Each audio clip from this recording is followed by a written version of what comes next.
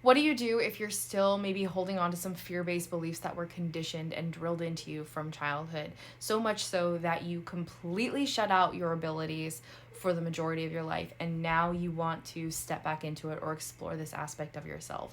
What do you do, and how do you get past it? Well, I'm just going to be honest. It's a marathon and it's not a sprint. And I always tell people that you have to start from square one.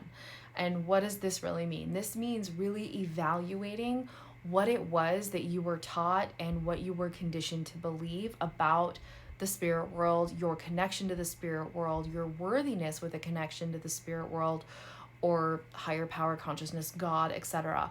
We have to really look at that through the lens of honesty. And that is a bit tricky, especially for those of us who have backgrounds that were generally traumatic when it came to this idea that we had to obey these sort of unspoken rules when it came to connecting with the spirit world or working with anything spiritual in nature.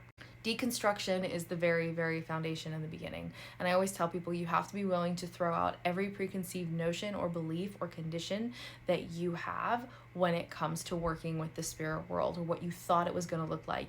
You have to release those expectations. The best thing you can do for yourself is learn about the mechanics of how mediumship and psychic work actually happen. Like, look at it from a very logical and grounded perspective, right, of the way in which consciousness works. And that's usually how I started when I started deconstructing, was figuring out the mechanics of what was actually happening and how to put that into words and then how to express that.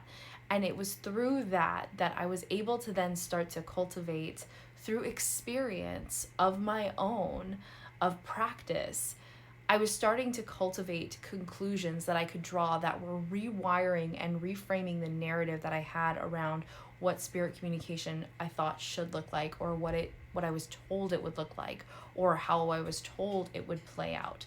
And it was through those experiences that I started to build a whole new relationship with myself and also with those in the spirit world that I was working with.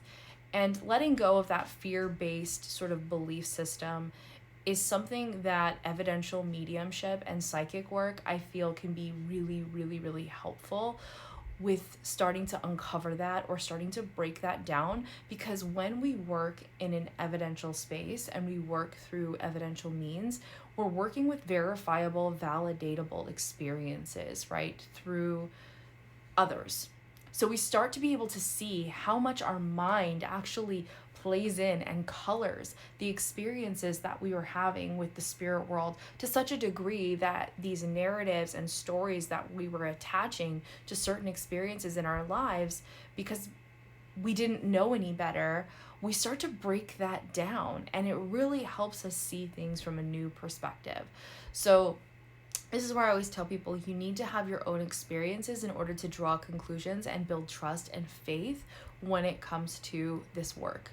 And that will only come with time and repeated experimentation. And I hate to use that word, but it really is.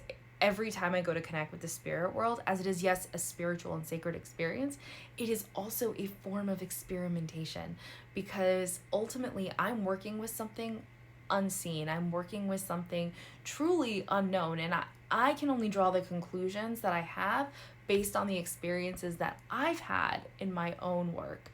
But I really had to look honestly at my experiences and really break down what was actually coming from spirit and what was I projecting onto the experience based on my narratives and conditioning.